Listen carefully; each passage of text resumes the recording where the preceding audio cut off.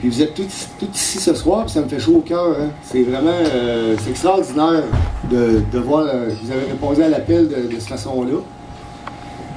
C'est sûr que moi, je catégorise ça en deux choses. Si on parle d'argent, on parle de l'amitié, de l'amour.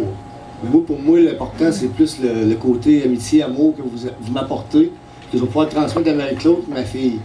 L'argent, ça va de soi, il faut vivre avec. T'sais, si j'avais 1 million, là, je serais correct. Là. On passerait à d'autres choses, puis c'est pas demain que ça se passe. Peut-être que ça va être de même dans un an, je sais pas. Mais si je veux pas faire une histoire longue, c'est sûr que c'est extrêmement difficile ce qu'on vit, mais c'est au jour le jour.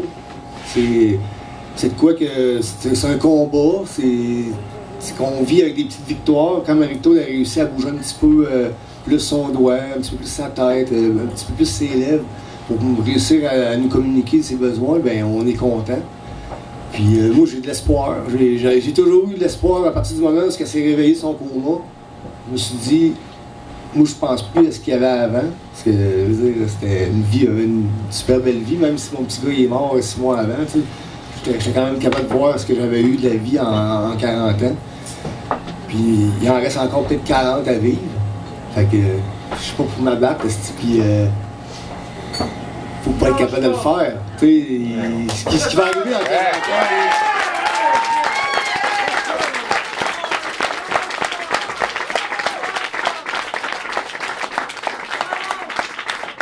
Ce qu'il va y avoir dans 40 ans, c'est là, puis c'est à portée de main, puis c'est pour tout le monde, tu sais, je veux dire.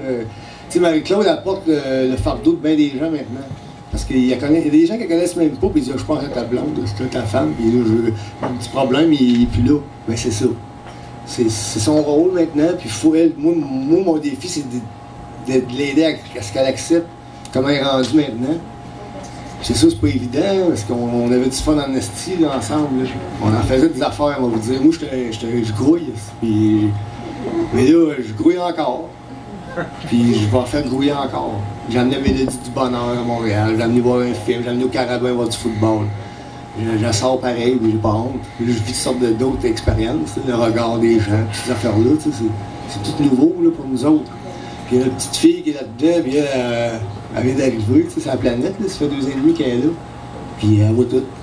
Elle voit tout ce qui se passe, puis elle va vivre avec ça, puis ça va devenir une citoyenne, puis elle va avoir des forces, puis des faiblesses, puis moi, je pense que ça vaut la peine.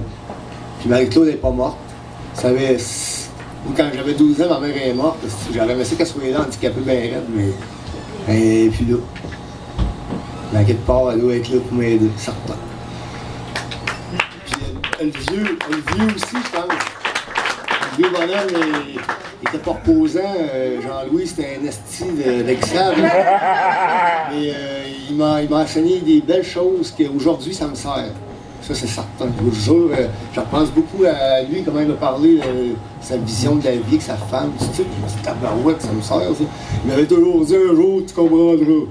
Bon, la gueule, c'est vieux. C'est vrai. Désolé, mais c'est ça.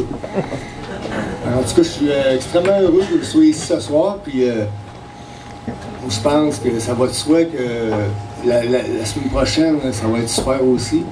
Ça va être vraiment un super bénéfice pour Marie-Claude et sa famille, puis moi et ma famille.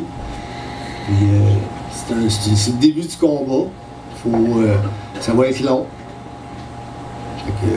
Avec du support comme vous nous apportez, ben, ça nous donne une belle heure d'aller. Je remercie vraiment du fond du cœur. Vous me faites plaisir. Et je suis heureux ce soir. Merci beaucoup à tout le monde.